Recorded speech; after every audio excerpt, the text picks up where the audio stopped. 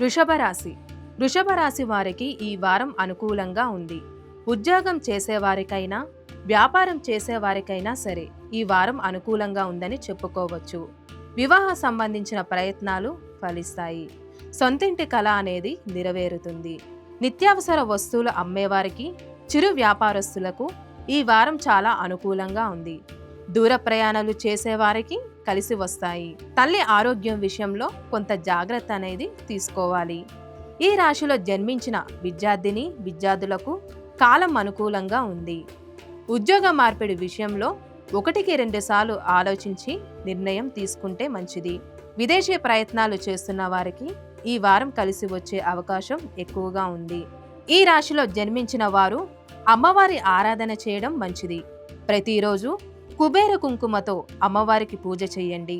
అలాగే విష్ణు ఆరాధన అనేది చేయండి. మంచి ఫలితాలు గోచరిస్తున్నాయి. ఈ రాశి వారికి కలిసి వచ్చే సంఖ్య 5, కలిసి వచ్చే రంగు తెలుపు.